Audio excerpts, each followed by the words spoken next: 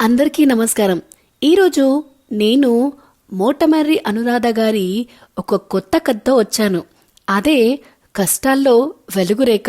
నళిని అనే అమ్మాయి తన భర్త చనిపోయాక ఎన్ని కష్టాలు అనుభవించిందో, తన కూతురు సుమధురని పెంచడానికి ఎంత కష్టపడిందో తెలిపేదే ఈ కథ. ఇంకా ఆలస్యం లేకుండా మనం కథలోకి వెళ్దాం. సుమధుర 6వ తరగతి చదువుతుంది. సాయంత్రం ఇంటికి వచ్చాక ఆ రోజు అమ్మ గురించి బాగా ఎదురు చూస్తూ ఉంది. అమ్మ నళిని పని దగ్గర నుండి ఇంకా రాలేదు. సుమధుర చిన్నప్పుడే నాన్న చనిపోయాడు. తనకు నాన్న లీలగా గుర్తు. అప్పుడప్పుడే ఊహ వస్తున్న వయసు. నాన్న ఎందుకు చనిపోయాడో కూడా ఆమెకు తెలియదు. నాన్న దామోదరం బాగా తాగడం వల్ల లోపల అవయవాలన్నీ చెడిపోయి చాలా జబ్బున పడి చనిపోయాడు. నాన్న రోగిష్టిగా ఉన్నన్ని రోజులు అమ్మ కూడా బయటకు వెళ్ళలేకపోయింది. వాళ్ళల్లో ఉన్న కాస్త డబ్బులు, బంగారం అన్నీ ఆయన వైద్యం కొరకు అమ్ముకోవాల్సి వచ్చింది. దామోదరం చనిపోయే నాటికి ఇంటి అద్దె కూడా చాలా చెల్లించాల్సి ఉండేది. దామోదరం చనిపోయిన ఒక నెల రోజులకు ఆ ఇంటి ఓనరు నళినితో ఇలా చెప్పాడు. అమ్మా, ఇన్ని రోజులు ఏదో నీపై జాలితో ఉండనిచ్చాను.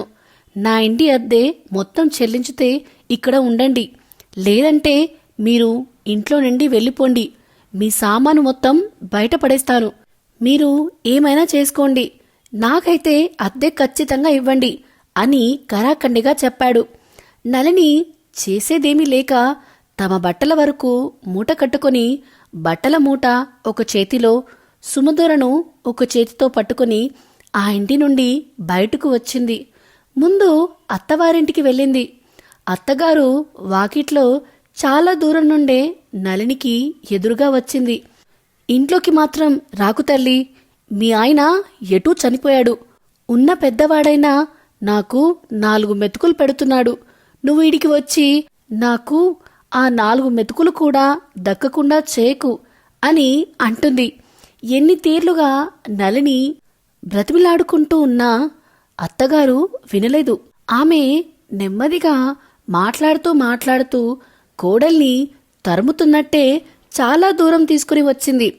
బస్సు ఎక్కి మీ అమ్మ వాళ్ళ ఇంటికి వెళ్ళు, ఇక్కడికి రాకు, నా బాధ అర్థం చేసుకో అన్నది. తల్లిగారి పరిస్థితి మరీ దీనంగా ఉంటుంది. అందుకే అత్తగారి దగ్గరికి వచ్చింది. అత్తగారికి సొంత ఇల్లు ఉంది. బావగారు, తోటికోడలు, వాళ్ళ కుటుంబం, అత్తగారు ఆ ఇంట్లోనే ఉంటారు. భర్తకు ఎటూ వాటా ఇవ్వలేదు. ఇప్పుడు వాటా కొరకు వస్తున్నానని భయపడుతుందో ఏమిటో అనుకుంటుంది నళిని. అత్తమ్మా, నువ్వు నీ 2 కొడుకుల్ని సమానంగా చూడాలి కదా. బావగారికేమో మొత్తానికి ఇల్లు ఇచ్చేశారు, మాకు కాసింత చోటు ఇవ్వవా అని అడుగుతుంది. అంతవరకు నెమ్మదిగా మాట్లాడుతూ వచ్చిన అత్తగారు ఇంటికి చాలా దూరంగా వచ్చాను అని అర్థమయ్యాక పెద్ద గొంతేసుకుని 10 మందిని పోగేసి మరీ నళినిని ఇష్టం వచ్చినట్టుగా తిడుతుంది. దీని మొగుడు హాస్పిటల్లో ఉంటే లెక్కనన్ని డబ్బులు ఖర్చు పెట్టాను, ఇప్పుడు ఇల్లు వాటా అంటూ పిచ్చి పిచ్చిగా మాట్లాడుతుంది. అంతా దీనిదే తప్పు, నా కొడుకు చనిపోవడానికి కారణం ఇదే అంటూ ఏవేవో వాగింది. ఆ పెద్దావిడ మాట్లాడేది తప్పో ఒప్పో అక్కడ పోగిన జనాలకు తెలియదు. కాకపోతే ఆవిడ స్థానికమైన మనిషి. కొత్తగా వచ్చిన కోడలికి వేరే వాళ్ళు ఎందుకు విలువిస్తారు? ఆవిడకే సపోర్ట్ చేశారు. నళిని చాలా బాధపడింది. ఇక అమ్మా నాన్నను తలుచుకుంటే వాళ్ళది మరొక రకమైన బాధ. తమ్ముడున్నాడు, అమ్మ వాళ్ళని ఏమీ పట్టించుకోడు. వాళ్ళు ఈ వయసులో కూడా తమ కష్టం తామే చేసుకుని బ్రతుకుతున్నారు. నాన్న ఒక దగ్గర వాచ్మెన్గా చేస్తూ ఉన్నాడు.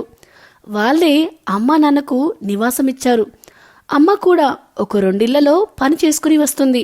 అది వాళ్ళ జీవనాధారం. వాళ్ళ దగ్గరికి తను వెళ్తే ఎలా ఉంటుంది అనుకుంటుంది నళిని. కాని తప్పదు అనుకుని సుమధురను పట్టుకుని అమ్మ దగ్గరికి వెళ్ళింది. అమ్మ ఏమీ అనలేదు. నళినికి భోజనం పెట్టింది. దగ్గరికి తీసుకుని ఓదార్చింది. 4 రోజులు గడిచాయి. నళినికి ఎలాగో అనిపించింది. అమ్మ వాళ్లకు చిన్న గది ఇచ్చారు. పడుకోవడానికి చోటే సరిపోవట్లేదు. తనకు సుమధురకు గది ఇచ్చి అమ్మా నాన్న పార్కింగ్ ప్లేస్లో పడుకుంటున్నారు. ఆ మరుసటి రోజు నుండి నళిని తల్లితో పాటు పనికి వెళ్లడం ప్రారంభించింది. ఎందుకమ్మా, పాపతో ఉండు, పాపను చూసుకో అని చెప్పింది అమ్మ.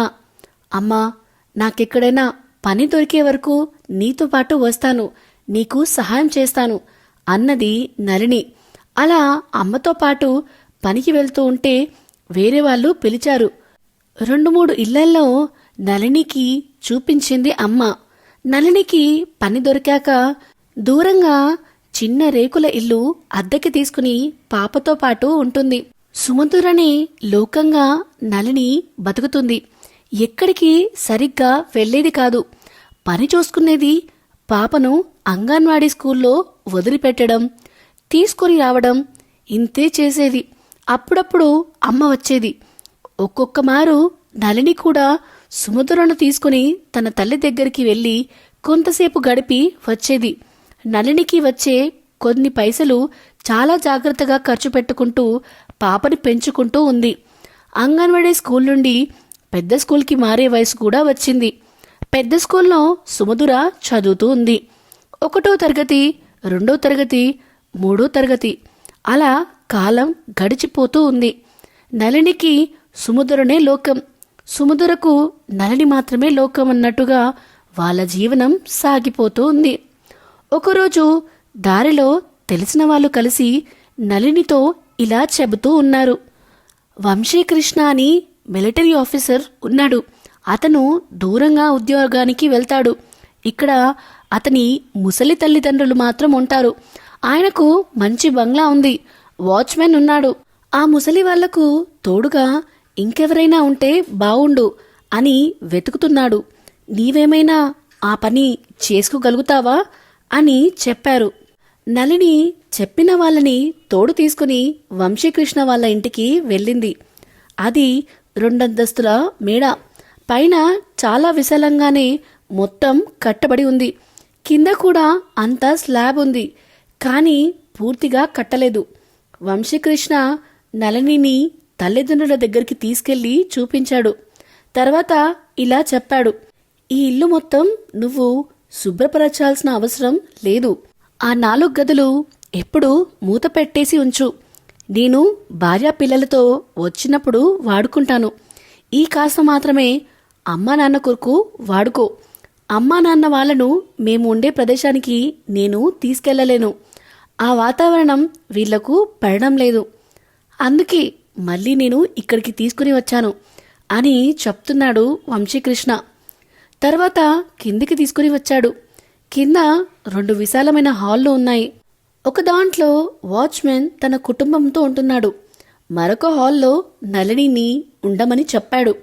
ఇంటికి శుభ్రపరచడం, అమ్మా నాన్న బట్టలు ఉతకాలి, గిన్నెలు తోమడం, ఇవి కాక అప్పుడప్పుడు అమ్మవాళ్ళు వంట చేయమంటే వంట కూడా చేయాల్సి ఉంటుంది. ప్రతిరోజైతే అడగదు.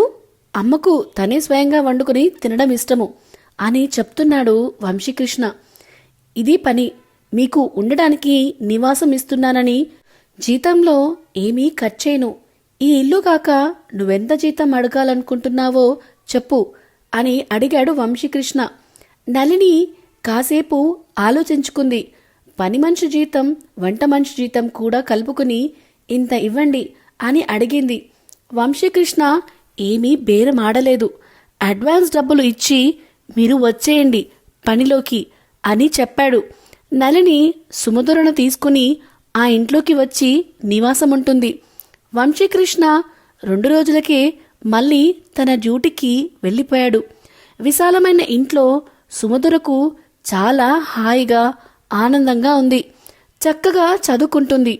జీతం ఎక్కువ వస్తున్నందుకు నళిని కూడా ఇతర పనులకు వెళ్ళట్లేదు. ఆ ఇంట్లోనే ఉంటూ ఆ పెద్దవాళ్ళని చూసుకుంటూ ఉంది. సాయంత్రం పిల్ల ఇంటికి రాగానే పిల్లని కూర్చోబెట్టుకుని తానే పాఠాలు చెబుతూ ఉంది. నళిని పాఠాలు చెప్పే తీరు చూసి వాచ్మెన్ చుట్టుపక్కల వాళ్లకు చెప్పాడు. నెమ్మదిగా నళిని దగ్గరికి ట్యూషన్ చెప్పించుకోవడానికి పిల్లలు వస్తూ ఉన్నారు. వంశీకృష్ణ 2 నెలలకొకసారి వస్తూ ఉంటాడు. కుటుంబంతో సహా ఎప్పుడో ఒకసారి మాత్రమే వస్తాడు. వాళ్ళు పిల్లలతో సహా వచ్చినప్పుడు నళినికి కాస్త పని ఎక్కువగా ఉంటుంది. అయినా పర్వాలేదు, వెళ్ళేటప్పుడు వంశీకృష్ణ మరికొన్ని డబ్బులు ఇచ్చి వెళ్తున్నాడు. మరీ భారీగా కాకపోయినా ఇప్పుడు నళిని సుమధుర తమ జీవితానికి పర్వాలేదు అనే రీతిగా సాగిపోతుంది. ఆ నోట ఈ నోట ఈ మాట అత్తగారికి చేరిపోయినట్టుంది. సుమధుర 5వ తరగతి చదువుతున్న సమయంలో నెమ్మదిగా నానమ్మ వాళ్ళ ఇంటికి రావడం మొదలుపెట్టింది. సుమధుర పైన ఎక్కడ లేని ప్రేమ ఉలకబోస్తూ మాట్లాడేది. నానమ్మ చెప్పే ప్రతి మాట నిజమే అని నమ్మేది. తల్లితో బాగా గొడవ పెట్టుకునేది. మళ్ళీ వచ్చినప్పుడు నళిని చాలా బాధపడుతూ, నేనేం పాపం చేశానత్తమ్మా, పిల్లకు లేనిపోనివి ఎందుకు నూరిపోస్తారు అంటూ ఎంతో దీనంగా బ్రతిమాలుకునేది. అయ్యో తల్లి, నేను దానికి ఏమీ చెప్పలేదమ్మా, అది ఎలా అర్థం చేసుకుందో నాకు తెలియదు అనేది. మళ్ళీ నళినిపై ఇంటికి పనికి పోగానే సుమధురను కూర్చోబెట్టుకుని ఆ పెద్దావిడ ఇలా చెప్పేది, నేను చెప్పినంత మాత్రాన మీ అమ్మతో చెప్పకే తల్లి, మీ అమ్మ అసలే మంచిది కాదు, ఏది చెప్పని కడుపులో పెట్టుకో అంటూ ఎక్కడలేని విషం నూరు పోసేది. ఇలా మంది ఇండ్ల ముందర పడి బతకాల్సిన కర్మ నీకు పట్టింది. అదే మీ నాయన బతుకుంటే నిన్ను మహారాణిలా చూసుకునేవాడు. మీ నాన్నను పొట్టను పెట్టుకుంది మీ అమ్మ అంటూ ఏవేవో చెడ్డ చెడ్డ మాటలు చెప్పేది. ట్యూషన్కి వచ్చిన పిల్లలతో కూడా ఆ పెద్దావిడ అదో రకంగా మాట్లాడేది. నెమ్మదిగా ట్యూషన్ పిల్లలు మానేశారు. నళిని ఆ పెద్దావిడ కాళ్ళవేలా పడి చాలా తీర్లుగా బ్రతిమాలుకుంది. ఆనాడు మీ దగ్గరికి వస్తానంటే మీరు వాకిట్లోకి కూడా రానియలేదు. ఏదో దైవానుగ్రహం వల్ల ఇక్కడ చోటు దొరికింది. నేను నా పిల్ల తలదాచుకుంటున్నాము. ఈ మాత్రం నీడ కూడా లేకుండా చేస్తున్నారేంటత్తమ్మా అంటూ అడిగింది నళిని. ఇక ఆ రోజు ఆ పెద్దావిడ చాలా పెద్ద ఎత్తున లొల్లి పెట్టుకుంది. సుమధురను పట్టుకుని ఎక్కడలేని ప్రేమ ఒలకబోస్తూ ఏడ్చింది.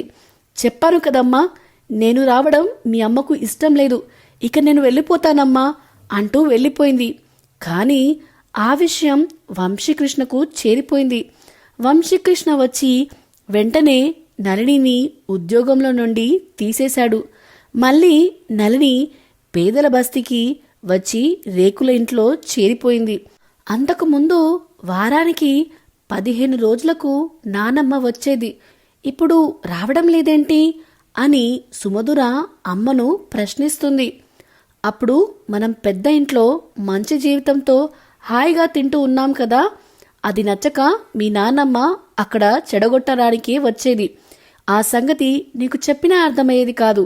ఇప్పుడు మనం రేకుల ఇంట్లో తక్కువ జీతంలో చాలిచాలని బ్రతుకులు బ్రతుకుతున్నాం కదా, ఇప్పుడు మీ నాన్నమ్మకు అవసరం లేదులే అంటూ చెప్పింది నళిని. అప్పుడప్పుడు సుమధుర తల్లికి తెలియకుండా వంశీకృష్ణ వాళ్ళ ఇంటికి వెళ్ళి వాచ్మెన్ వాళ్ళని కలుస్తుంది.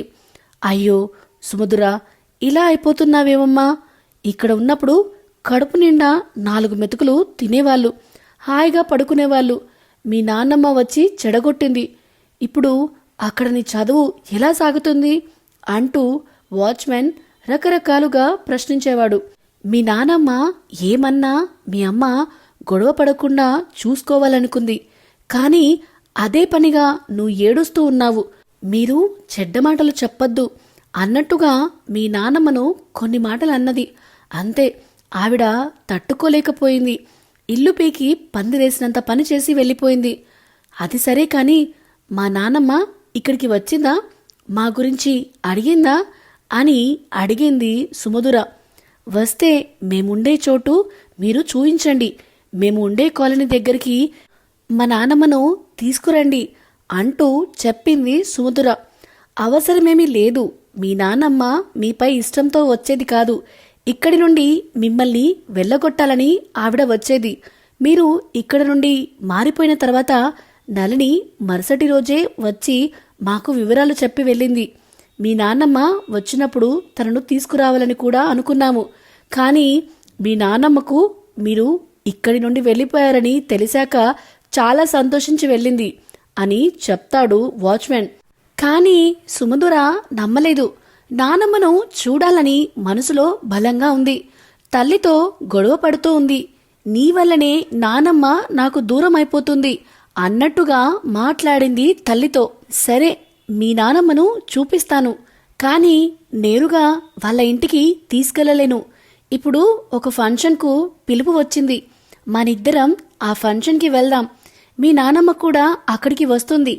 అక్కడి నుండి మీ నానమ్మ నిన్ను తీసుకెళ్తే వెళ్ళిపో, నాకేమీ అభ్యంతరం లేదు అంటూ చెప్పింది నళిని. తల్లి కూతుర్లు ఇద్దరూ కలిసి ఆ ఫంక్షన్కి వెళ్లారు. నిజంగానే అక్కడికి నానమ్మ వచ్చింది. అంత దూరం నుండే సుమధుర పరిగెత్తుకుంటూ వెళ్ళి నానమ్మ అంటూ వాటేసుకుంది. నానమ్మ ప్రేమగానే పలకరించింది, చక్కగానే మాట్లాడింది. నానమ్మ, నిన్ను చూడాలని నా మనసులో ఎప్పటినుండో కోరిక. నేను నీతో పాటు మీ గ్రామం వచ్చేదినా అని అడుగుతుంది సుమధుర. అయ్యో, దానిదేం భాగ్యం తల్లి, ఈ ఫంక్షన్ అయిపోగాని మనిద్దరం కలిసి మన ఊరికి వెళ్దాం అంటూ చెప్పింది నానమ్మ ఎంతో నమ్మకంగా. నళిని వాళ్ళను గమనిస్తూ దూరంగానే ఉంది. మరి అత్తకు కూతురికి మధ్యగా వెళ్ళి కూర్చోలేదు. వాళ్ళు ఏం చేసుకుంటారు చూద్దాం అన్నట్టుగా ఉంది. సుమధురకు కనిపించకుండా నానమ్మ వేరే గేట్ నుండి బయటికి వెళ్ళిపోయింది. చాలాసేపటికి హాల్ మొత్తం ఖాళీ అవుతూ ఉంటే సుమధుర నెమ్మదిగా తల్లి దగ్గరికి వచ్చి కూర్చుంది. సుమధురను హక్కును చేర్చుకుని నళిని ఇంటికి వచ్చేసింది. ఇన్నాళ్ళు తనతో డబ్బులు లేవని ఏ ఫంక్షన్కి వెళ్ళేది కాదు. ఇక అప్పట్నుండి సుమధురను తీసుకుని ఎక్కడ పిలుపు వస్తే అక్కడికి నళిని వెళ్తూ ఉంది. నెమ్మదిగా సుమధురకు నిజం అర్థమవుతుంది. నానమ్మకు అమ్మంటే తనంటే ఇష్టం లేదు అనే సంగతి తెలిసిపోతూ ఉంది. ఇంట్లో పరిస్థితి కూడా అర్థమవుతుంది. రోజూ సాయంత్రం కాగానే అమ్మ తనను ముందర కూర్చోబెట్టుకుని పాఠాలు చెప్తూ ఉండేది. ఇప్పుడేమో అమ్మ చాలా ఆలస్యంగా ఇంటికి వస్తుంది. కొన్ని డబ్బులు ప్రత్యేకంగా ఒక హుండీలో వేసి పెడుతుంది. అవి ఎందుకమ్మా అని అడిగింది సుమధుర. మన కొరకు. నేను 2 ఇండ్లల్లో మాత్రమే పనిచేసి వచ్చేదాన్ని. సాయంత్రం నీకు చదువు చెప్పాలని ఉద్దేశంతో మనతో కొన్ని పైసలు మాత్రమే ఉన్నాయి అని. ఎక్కడ ఏ ఫంక్షన్కి నిన్ను తీసుకెళ్లలేదు. వెళ్తే వాళ్లకు చిన్న కానుక పెట్టాలి. మనం చక్కటి బట్టలు ధరించాలి. ఇప్పుడు ఇదంతా ఆలోచించుకుని ఈ కానుకల కొరకు, చక్కటి బట్టల కొరకు నేను మరో 2 ఇండ్లు పనికి పట్టుకున్నాను. ఆ పని చేసి వచ్చేసరికి ఆలస్యమవుతుంది. ఆ ఎక్కువ వచ్చిన డబ్బులు హుండీలో వేస్తున్నా అని చెప్తుంది నళిని. సుమధురలో ఎన్నెన్నో ఆలోచనలు.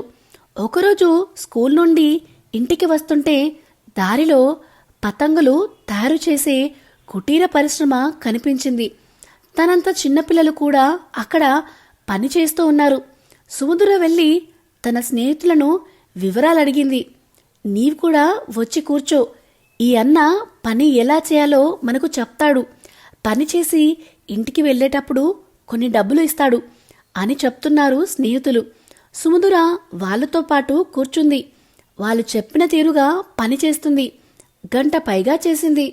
1 గంట పని చేసినందుకు గాను ఆ వ్యక్తి సుమధురకు 10 రూపాయలు ఇచ్చాడు. మరి కాస్త మెరుగ్గా చేస్తూ వెళ్తే ఎక్కువ డబ్బులు ఇస్తాను అని చెప్పాడు.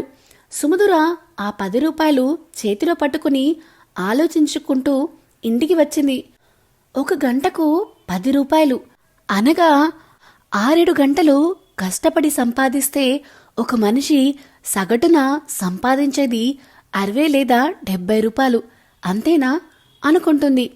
మెరుగ్గా చేస్తే మరి కాస్త ఇస్తాను అంటున్నాడు.